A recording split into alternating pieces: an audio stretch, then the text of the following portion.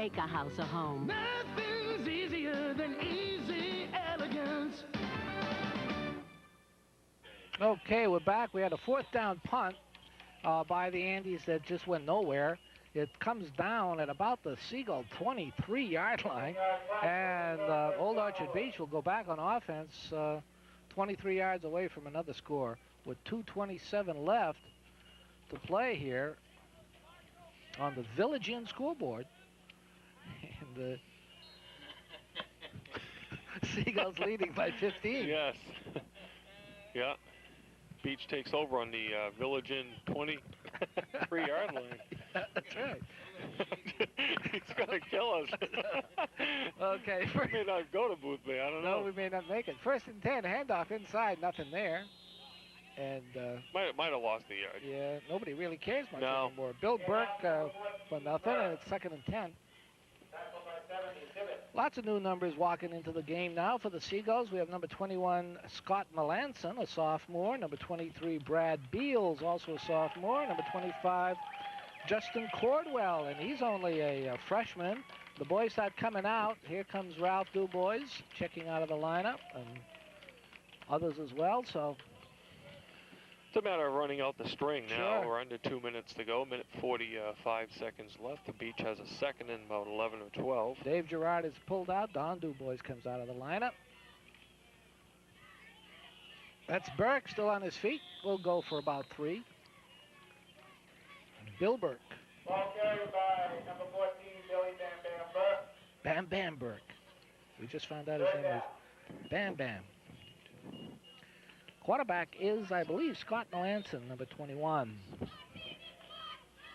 Scott's a sophomore, and he gets a chance to get a little, see a little action here. Real live stuff. Number 52 in the lineup, Joshua Parks, a senior 260-pounder. Josh Parks.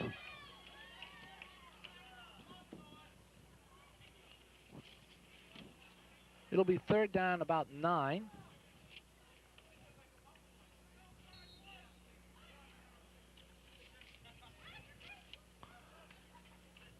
Pitch out. Comes back out here to Cordwell, and Justin will be stopped for no gain, basically. Yeah, I think we're going to see 1 or 2 more plays here. They might be able to finish their 4th down. Actually, this is 4th now, 4th and 9. Tom Veer, number 73, checking into the lineup. He's a freshman, 200-pound defensive tackle, offensive tackle. His dad up here with the camera for the Beach.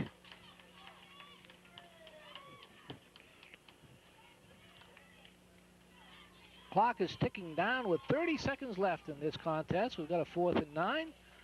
And, of course, the Seagulls will take the snap and run another play. And the thing is just about over. Oh, nice effort there by Brad Beals, the sophomore running back. He'll get to the 20 approximately, and time is stopped, as we'll have to move the chains, and Livermore Falls will have 1 more play or so, and this thing is over. So we're down to 14 seconds, and it's been a interesting afternoon by an undermanned Seagull team. Number of players ineligible this week. We had a number of players ineligible last week. That ineligibility problem should be over now, and they should be back at full force beginning next week when we go to Booth Bay. And that'll be a tough game, and they'll need all their troops for that one. But this team is really coming together very, very nicely for Kurt Creechin and his coaching staff. And Kurt and his people have got to be very happy with the way this Seagull team, has responded. Nice pass play, picks up about 12 to 13, but it's obviously much too little and much too late. 7 seconds left in the football game. We're only stopped changing because, the yards here. Right, just moving the markers, that's it. Now the clock is ticking away. Yeah, we'll be able to do the stats too here. Everything's all right. We'll do the stats. We'll stay right here. We may get a couple of Seagull players come up to join us for interviews. I'm not sure. And anyway, the clock has run out. Our final score, once again, from Old Orchard Beach, the Seagulls, 22, and the Andes of Livermore Falls, 7. And I read it right up there on that Village Inn scoreboard. I saw that. Let's stay right here and get the... Let's stay right here. Yeah, do camera stuff there, Picard. Yeah, okay. Oh, he's taping the crowd leaving. What a guy. And let's get the stats. Let's do the stats. Let's do the stats. Livermore Falls, rushing-wise, I had them at 173 yards. Yeah. Most of them were between Grooms and Fredericks with the big days there. In a passing game, they were 2 for 8 with 3 interceptions for 20 yards. So I have them at 193 total yards, which isn't a bad afternoon. No. Better than most teams have done against the Beach. This is Rushing-wise for the Beach, 390 yards. I have unofficially 334 for Dave Gerard.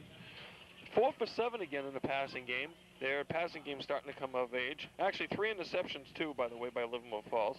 4 for 7 for Dubois, 1 interception for 62 yards. 3 of those receptions, by the way, by Hubbard, who I think came into his own today. He sure did. Also, he had that pitch to Gerard, so he's been involved in a lot of big plays this afternoon.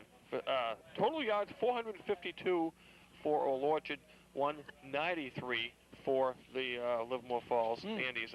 Halftime was 15-0. There was two more scores. Livermore Falls made it a little closer. Jerry, a 1-yard run off a Beach fumble at the 8-minute mark of the third quarter. Sam Grooms with the kick made it 15-7 after 3. And the final scoring of the football game came, well, you guessed it, Dave Gerard on his 3rd touchdown of the afternoon with 10:37 left in the football game. 85-yard run. Parker with the kick. It ends at 22-7. The Beach 3-1 now. They'll move to Booth Bay next week at 1:30. And Livermore Falls is 0-4, and I'm sure they're happy that the first 4 games of their schedule is over, because now they have the easier part of their schedule left. Do you have any idea, Andy, off the top, what Booth Bay's record was? I know they into beat this Jay 6-0 recently, and that might have been their first win. So I believe they were 1-2 going into this week. Okay, just looking because the next 2 games will be away for us, Booth Bay next week, and the week after that is Winthrop, and they were winless, right? They were going winless into this week. Yeah, they were at least 0-3 and Right. looking to go 0-4. Okay, so even though we're looking at away games, and they're all going to be tough, make no mistake about that. No matter where you play them, they're going to be tough.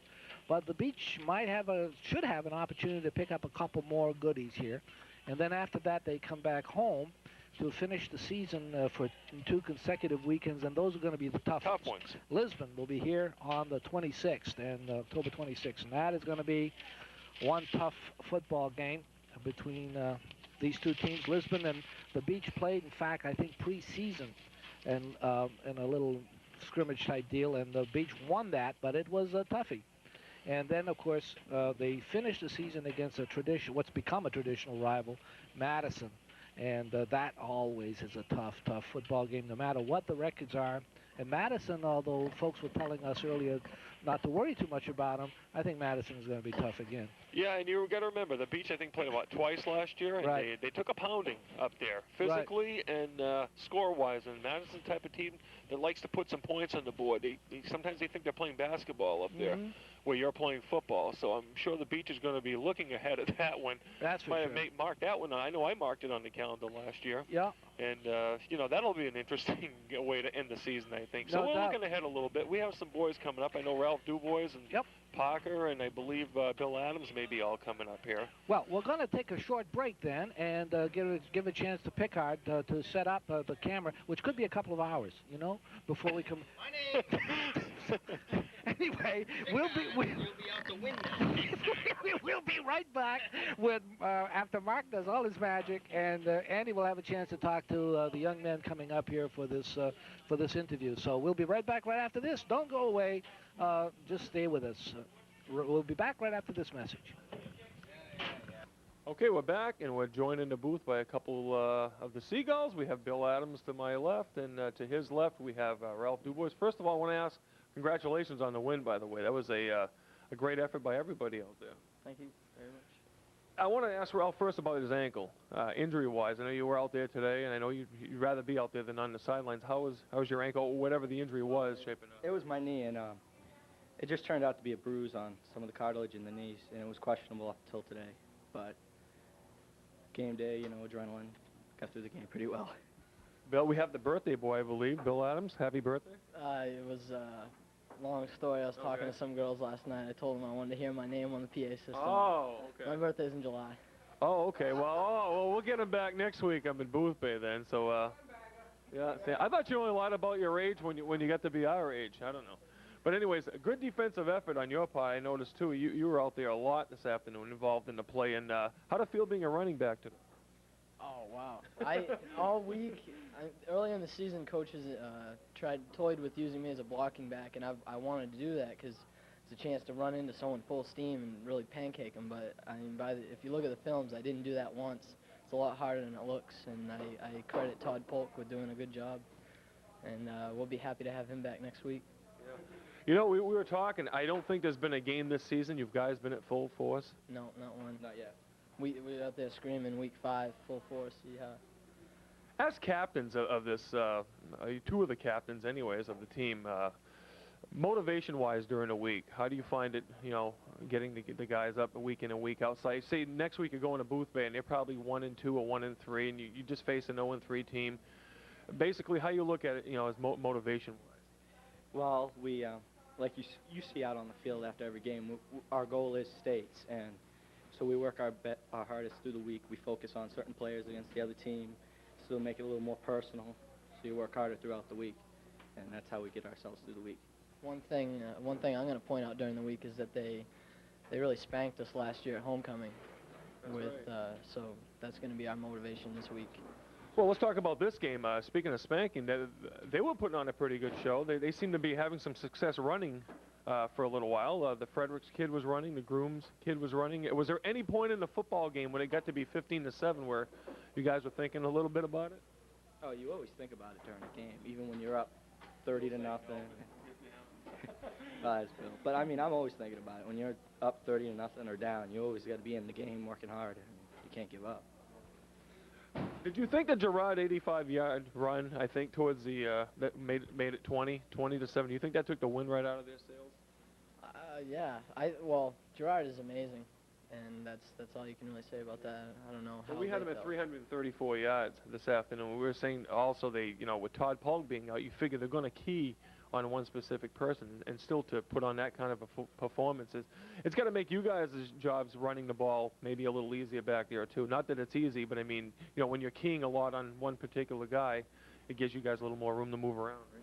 The line was spectacular today. We called 22 trap a few times. Ralph had his longest run of the season today, right. And I really have to give the line a lot of credit because I played line last week, and that's a lot harder than it looks too. Yeah. Looking ahead now, on the road for 2 games. 2 games that in the standings might not feel like this team here was 0-3 coming in, and now you're going, like I said, to Booth Bay. Then you look ahead to Winthrop. They're at least 0-3 now. A couple interesting places to play. What do you know about Booth Bay for next week? Not much besides the fact they beat us last year, and so did Winthrop. So Yeah, we usually just focus on one team at a time. You take it one step and worry about each team individually, and you handle them that way. Well, we wish you the best of luck. We just, like you said, you haul estates. Well, after the cameras go off, we haul estates too. We want to get up there and see another game. We've enjoyed. We've counted. I don't know how many times we've been to the States, with the beach, and it gets funner every year. It seems like, So the best of luck to both of you guys, and hopefully we'll see you next week and chalk up another W, and we'll just keep the train rolling along, right? Okay, so this is Andy Poirier along with Mark Pickard and Roger Painshire from Old Orchard Beach High School, reminding you that the final score of this football game was the Old Orchard Beach Seagulls 22 and the Livermore Falls Andes 7. The Beach go to 3-1. Livermore falls to 0-4, and the Beach will be playing next Saturday afternoon, October 12th at Booth Bay at 1:30. So thanks for tuning in, and we'll see you next week. What we've got. Reverse. Gerard gets away from one man. Now he hopes for a little bit of the seam. He's got it. Needs a block. Gets away from another one. He's gone. He is gone.